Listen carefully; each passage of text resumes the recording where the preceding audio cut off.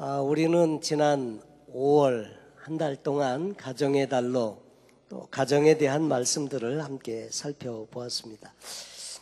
가정은 참 중요하지요. 왜냐하면 모든 것이 여기서 출발하고 또 이곳에서 끝이 납니다.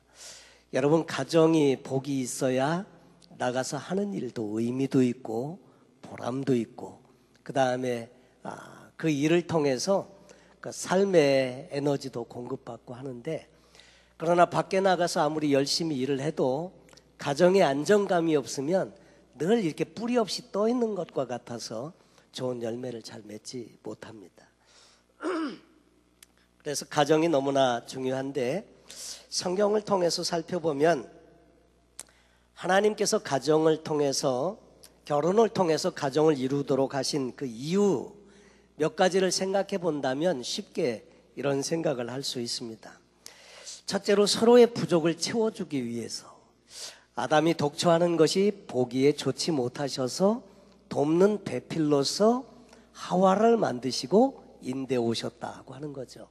여러분, 혼자는 불완전합니다. 그래서 둘이 함께 같이 있을 때 사람은 완전해질 수 있고 서로의 약점을 보완할 수가 있게 된다는 거죠. 그래서 에젤, 돕다라고 하는 말에 그런 돕는 배필을 우리에게 주셨다고 하는 것이고요.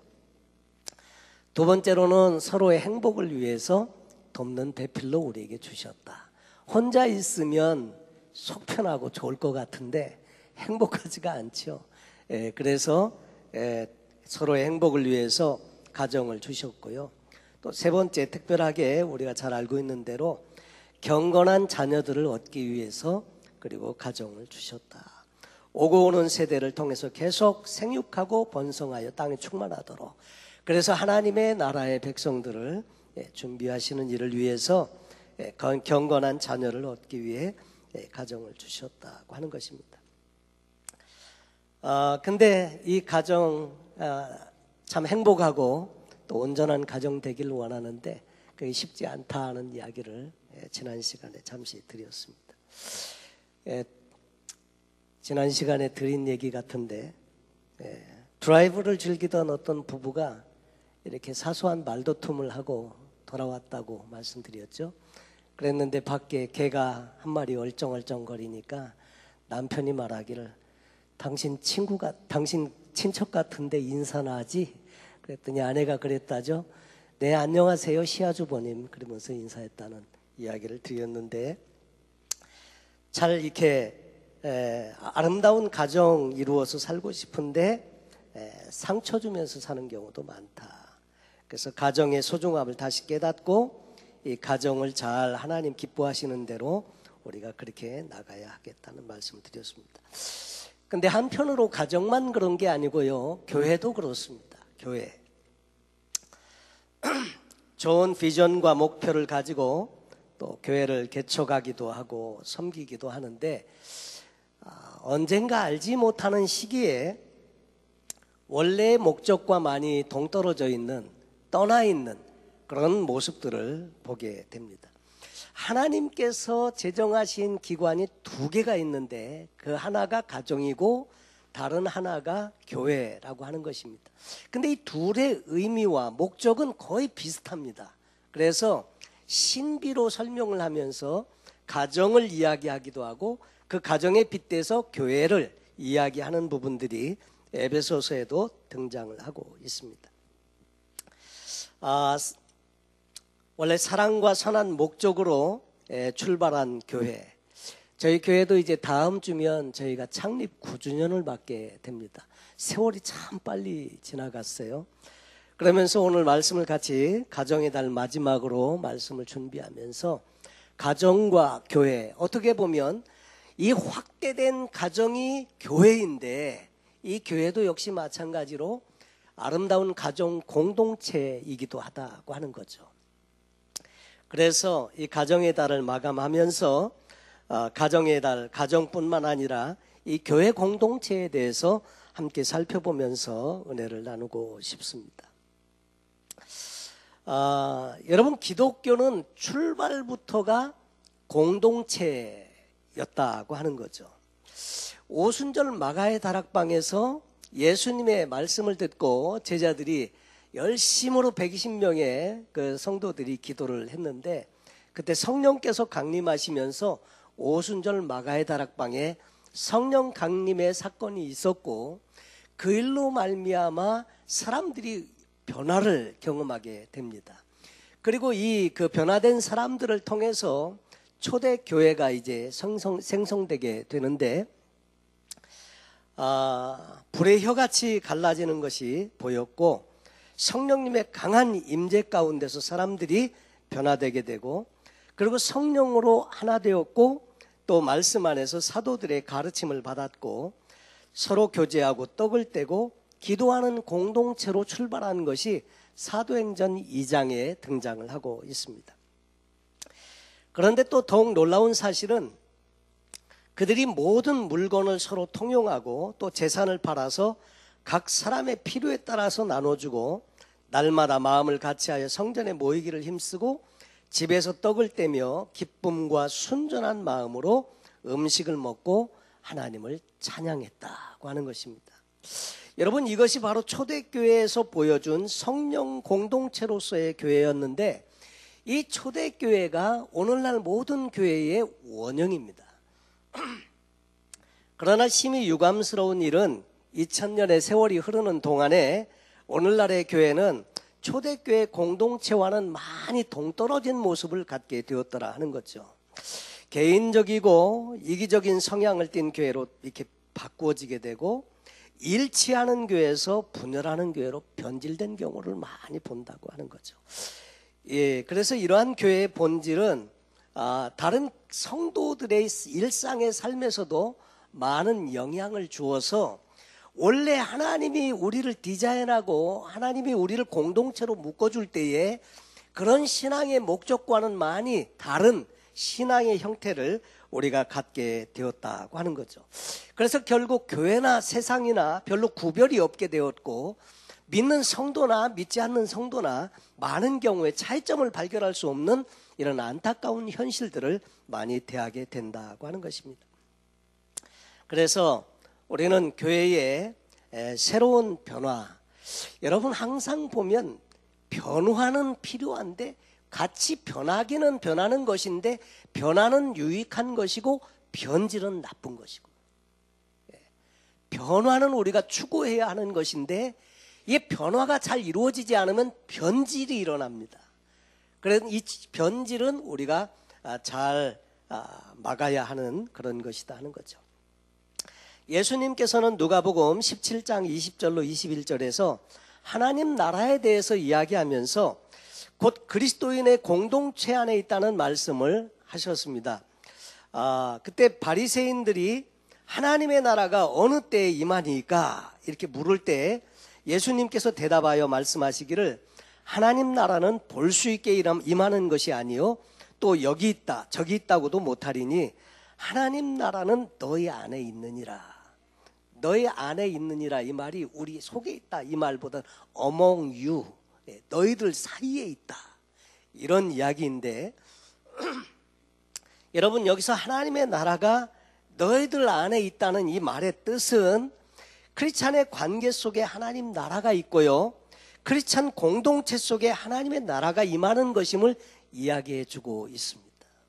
그래서 예수님도 제자들에게 말씀하시면서 너희가 서로 사랑하면 이로써 너희가 내 제자인 줄 알리라, 그러면서 사랑의 공동체에 대한 이야기를 하고 있고요, 하나님 나라는 바로 그곳에 임한다, 그런 말씀을 해주신 것입니다. 여러분, 그렇습니다. 이 교회가 이 세상 속에서 그 사명을 다 감당하고 교회의 본질을 분명하기 위해서는 교회가 반드시 원래 처음 시작했을 때 하나님께서 의도하셨던 교회의 원형, 그 공동체의 모습을 회복해야 한다고 하는 것입니다. 첫째로 우리는 예배 공동체의 회복을 해야 한다고 하는 것입니다. 여러분, 교회의 가장 중요한 본질은 하나님께 예배하는 데 있습니다. 이것은 하나님께서 사람을 만드신 그 원래 목적이기도 하고요, 하나님은 또 지금도 신령과 진정으로 예배하는 자를 찾으신다, 이렇게 말씀을 하고 계시죠. 가인의 제사와 아벨의 제사의 차이점이 무엇이었을까? 왜 가인의 제사는 받지 않고 아벨의 제사는 받으셨을까? 여러분, 그 차이점은 하나님께 드리는 예배, 참된 예배인가 아닌가의 차이에 있었다고 하는 거죠. 우리들은 예배를 드리면서 그 형식적인 예배나 이런 것으로 하나님을 뵙기가 어렵죠. 그래서 하나님은 누구든지 자기에게 나오는 자는 믿음을 가지고 나와야 하고 신령과 진정으로 예배를 드릴 때 하나님은 그런 분들을 만나 주신다고 말씀을 하고 있습니다. 그런데 개인적으로 드리는 예배는 우리의 일상생활에서 드립니다. 이 예배라고 하는 것은 주일날 정한 시간에만 드리는 게 예배가 아니고 우리의 삶 자체가 사실은 예배거든요. 사업을 하시면서도 그것이 예배고, 또 사람들과 만나면서도 그것이 우리의 예배고, 우리가 때로는 모든 행하는 일상의 삶이 다 예배거든요. 근데 우리가 함께 이렇게 드리는 예배는 연합해서 공동으로 함께 일상에서 개인적인 예배를 드리다가 우리가 함께 더불어서 하나님을 바라보면서 하나님께 찬양하고 하나님께 경배하고 하나님의 말씀을 들으면서 함께 하나님을 만나는 공동체로서의 예배다 하는 거죠. 그래서 주일 대예배라고 하지만 대예배가 어디 있겠습니까? 사실은 혼자 드리는 예배도 귀하고 함께 드리는 예배도 중요한데, 다 귀한데 중요한 것은 이거 공동체가 함께 드리는 예배이기 때문에 주일 예배가 또 귀한 의미가 있다고 하는 거죠. 사실 우리는 예배의 홍수 속에 삽니다. 그래서 주일 예배, 수요일 날 예배, 또 구역 예배, 새벽 예배, 가정 예배, 개인적으로 드리는 예배 등등 예배가 많이 있는데 중요한 것은 더불어서 함께 우리 하나님을 예배하는 이 예배의 회복, 공동체로서의 예배의 회복이 우리에게 필요하다 하는 것입니다. 여러분, 신앙의 본질은 하나님과의 만남에서부터 열려지게 되는데 진정한 예배 속에는 반드시 하나님이 발견되고 또 이웃이 발견됩니다. 그리고 자기 자신이 발견됩니다. 여러분, 그리고 가정도 그래요. 그리스도인의 가정의 행복은 어디에서 시작될까? 온전한 행복은 온전한 예배에서 시작된다고 하는 거죠. 예배가 무너진 가정은요, 가정 구성원들 사이에서도 대화가 잘 이루어지지 않고 소원하고 서로가 영적으로 이렇게 잘 합쳐지지가 않는 이런 단점이 있습니다. 그러나 함께 가정의 예배를 통해서 마음이 하나가 될 때 그 가정은 좀 더 하나님이 기뻐하시는 아름다운 가정, 행복이 넘치는 가정이 됩니다. 교회도 마찬가지입니다. 예배가 살아야 됩니다. 살아있는 이 성령님의 움직임이 있는 이런 예배, 이 예배가 회복될 때 예배를 통해서 함께 드리는 예배를 통해서 우리는 한 마음이 되고 하나가 되고 하는 것입니다. 여러분, 함께 드릴 때 찬양을 함께 드리잖아요. 왜 찬양을 함께 드리는 것이 중요하냐면 같은 마음으로, 그래서 같은 그 찬양을 곡조를 맞추어서 우리가 함께 드리는 것이기에 이게 귀한 거죠. 그래서 이 초대교회는 늘 하나님께 기도하고 말씀 듣고 또 예배하는 일이 참 귀했고 매일 이것을 사모했고 매일 이것을 드리기를 열심히 또 노력했더라 하는 거죠. 사실 그들은 초대교회는 건물도 없고요, 조직도 없고요, 그리고 무슨 펀드 재정적으로 넉넉한 것도 없고 다 갖춰진 게 거의 없습니다. 그럼에도 불구하고 예배는 항상 그들이 같이 드리기를 열망했고 예배를 통해서 그래서 하나님과의 만남을 가졌다고 하는 거죠. 그래서 그들은 날마다 성전에 모이기를 힘썼다. 예배하는 공동체, 이것이 우리가 회복되어야 할 첫 번째 교회의 회복입니다. 두 번째로는 사귐의 공동체의 회복입니다. 여러분, 그리스도 안에서 하나됨을 체험하고 진정한 형제됨을 인식하는 공동체, 이것이 교회라고 하는 거죠. 교회는 다시 말해서 확대된 가정이다, 그런 의미입니다. 하나님 안에서 우리는 가족이고 형제고 자매죠. 그래서 서로 부를 때 형제님, 자매님 이렇게 부르는 것도 우리가 사실은 한 가족이기 때문에, 여러분 가정의 구성원은 주로 어떻게 되느냐면 사랑으로 연결되어져 있고요. 그리고 형제 자매는 피로 연결되어져 있습니다.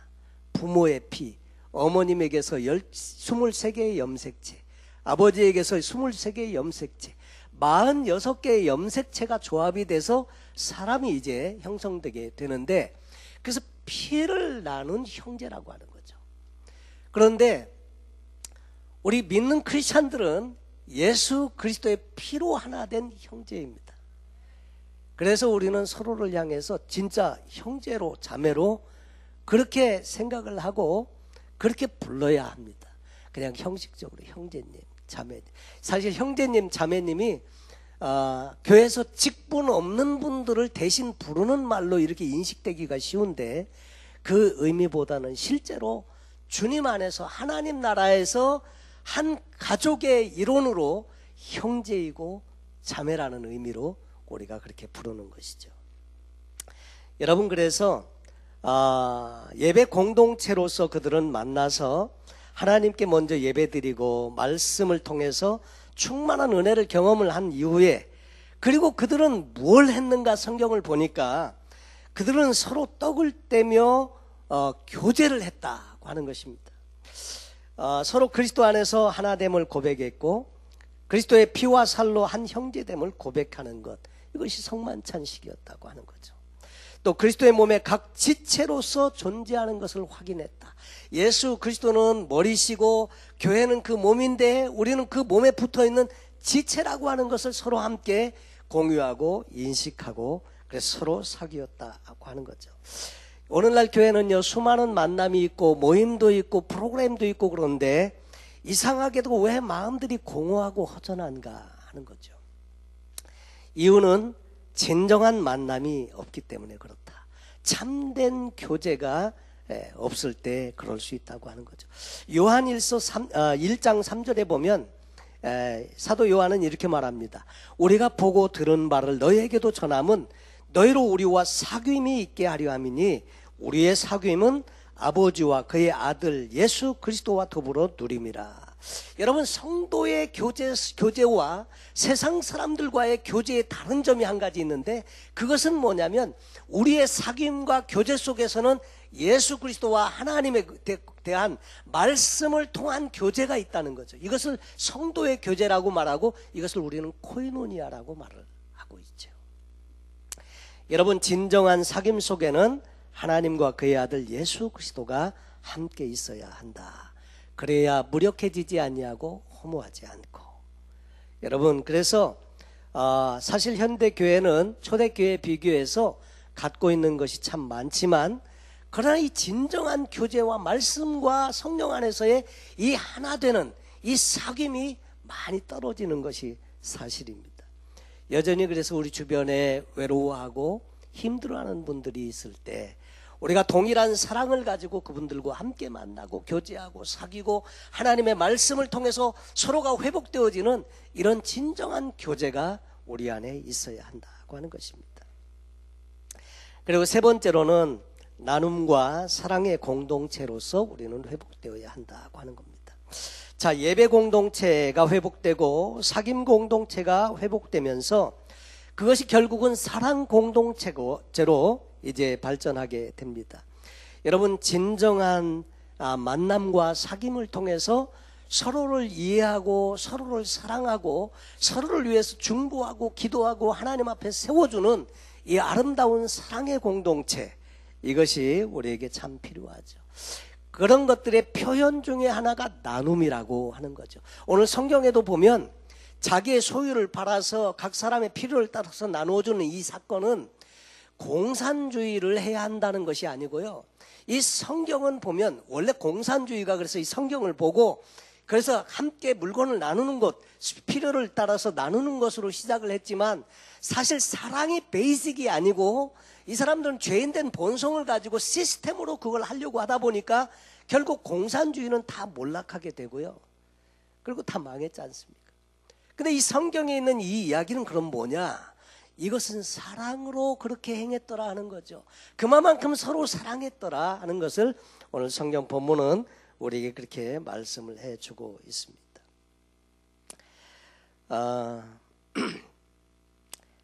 근데 우리가 서로 사랑한다고 하는 것, 이게 참 얼마나 귀한 일인지요.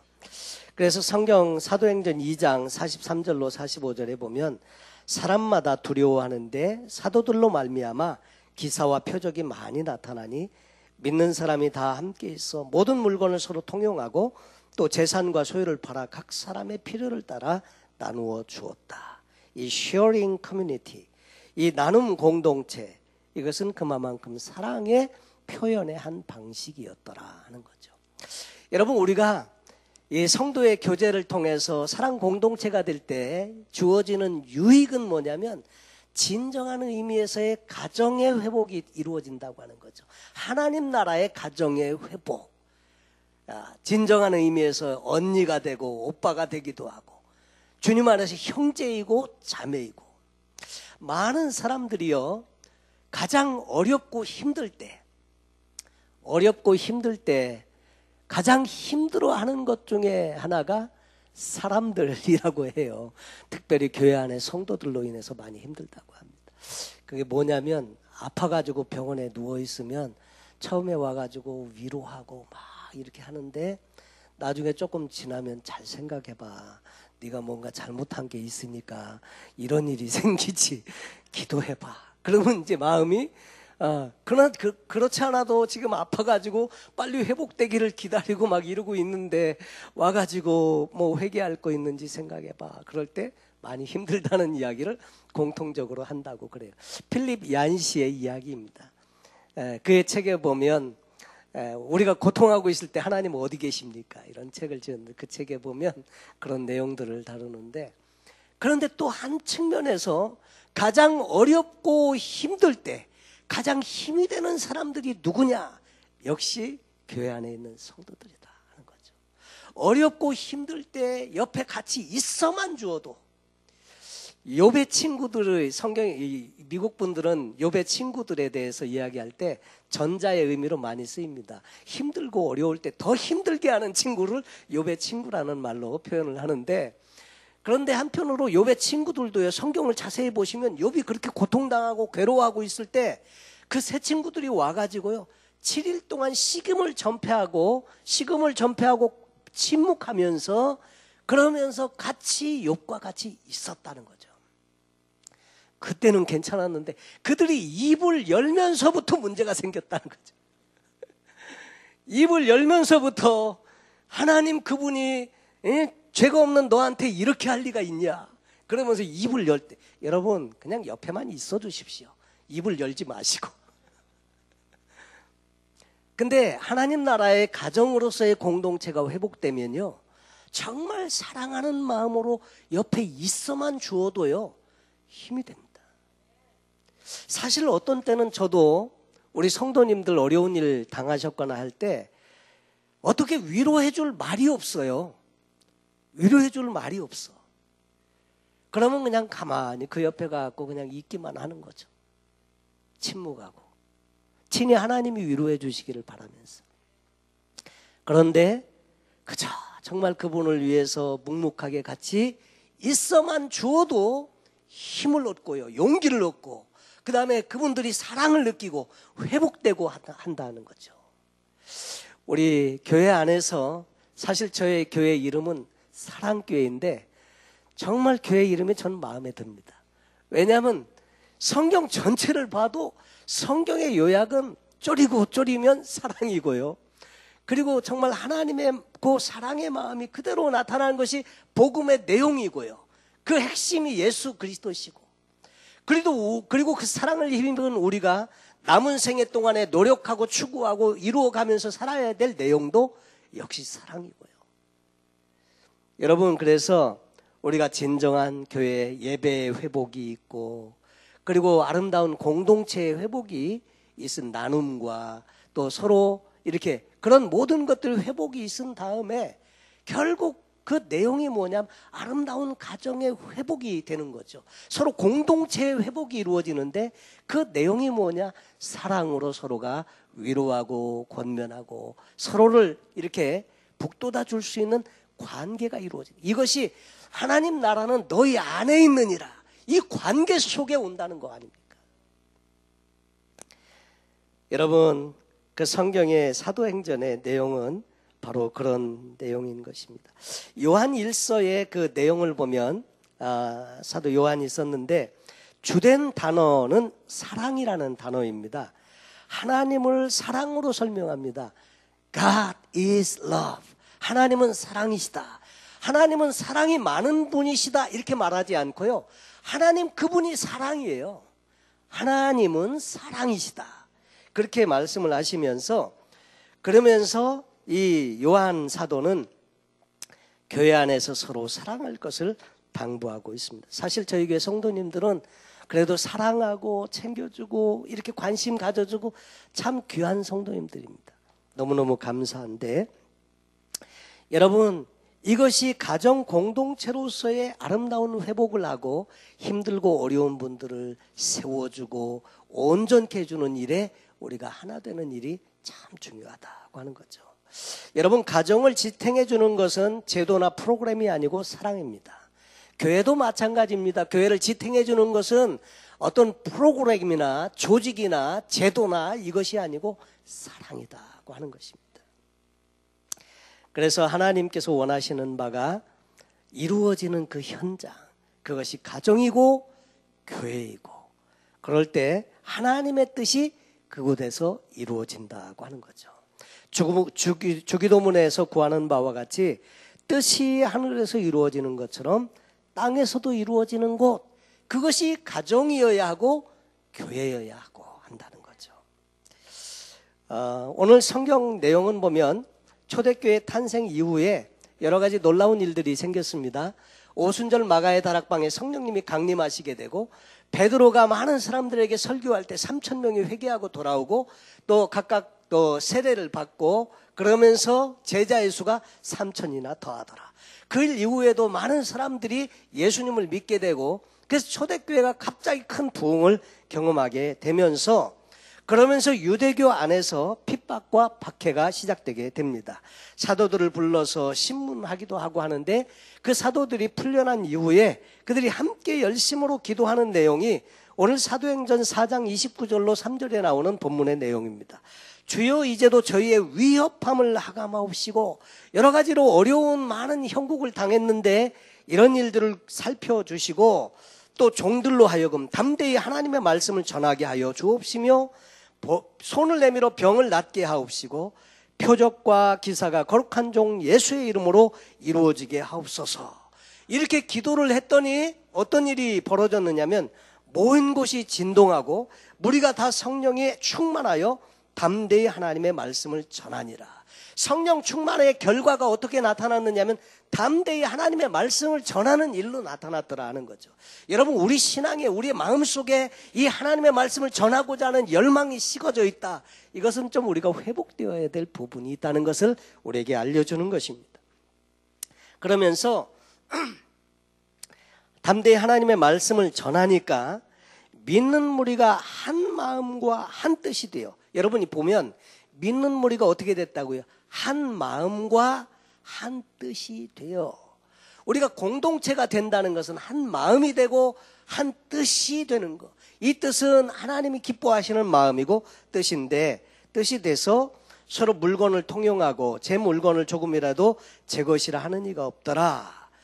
사도들이 큰 권능으로 주 예수의 부활을 증거하니 무리가 큰 은혜를 얻어 그 중에 핍절한 사람이 없으며 또 이는 밭과 집이 있는 자는 팔아 급한 것을 값을 가져다가 사도들의 발 앞에 두매 저희가 각 사람의 필요에 따라 나눠 주미러라. 그 재산 팔아서 우리가 함께 나눠 씁시다. 그 얘기 하려고 하는 것이 아니고요. 이 내용은 무엇을 이야기하느냐 하면 이마만큼 서로 사랑하는 아름다운 사랑의 공동체가 되었더라 하는 것입니다. 그래서 우리는 오늘 이 말씀을 통해서 이제 다음 주면 창립 9주년을 맞으면서 가정의 달을 또 마무리하면서 큰 확대된 의미에서의 우리 교회 큰 가정인데 이 가정의 아름다운 회복이 있기를 바랍니다. 여러분 초대교회의 위기는 사실 외부로부터의 박해와 핍박이었습니다. 그랬는데 요즘 우리의 현대 교회의 위기는 뭐냐? 요즘 박해와 핍박이 있는 나라들도 많지만 사실 우리는 핍박과 박해가 있는 나라에서 살지는 않거든요. 그런데 요즘 우리의 위기는 박해와 핍박이 아니라 사실 너무나 큰 자유가 주어져 있는 속에서 나태와 태만이 사실은 큰 적이다 하는 겁니다.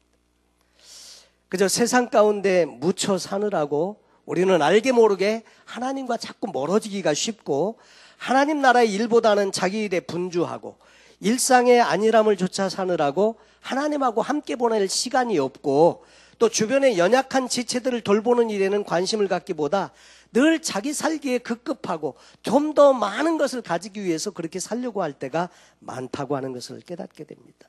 사랑의 실천을 위해서 자기 것을 풀어서 나누기보다는 내 것 챙기기에 여유가 없는 그런 때가 종종 있다고 하는 거죠. 오늘 우리가 이제 새롭게 회복되어야 할 것, 아름다운 예배의 회복이 있어야 하고요. 또 정말 사귐 공동체를 회복해야 하고 또 사랑의 공동체를 회복해야 할 줄로 믿습니다. 세상을 변화시키는 큰 하나님 나라의 일은요, 내가 하는 것이 아니고요, 우리가 하나님 앞에 나는 아무것도 아닙니다, 하나님의 은혜를 주세요 기도하고 믿음으로 하나가 되어서 우리가 함께 그렇게 더불어 나아가면 하나님 그분께서 우리를 통해서 하시는 일인 줄로 믿습니다. 그래서 모쪼록 바라기는 우리가 하나님 앞에 우리 자신의 것을 내어드리고 아름다운 공동체를 회복해 나갈 때 하나님께서 우리를 통해서 정말 세상을 복음화시키고 변화시키는 일에 귀하게 쓰시는 복된 삶이 될 줄로 믿습니다. 여러분 가정에 보다 많은 하나님의 은혜의 회복이 있길 바라고요. 큰 가정으로서의 이 교회도 아름다운 회복이 있는 귀한 은혜가 있기를 예수님의 이름으로 축원합니다. 기도하겠습니다.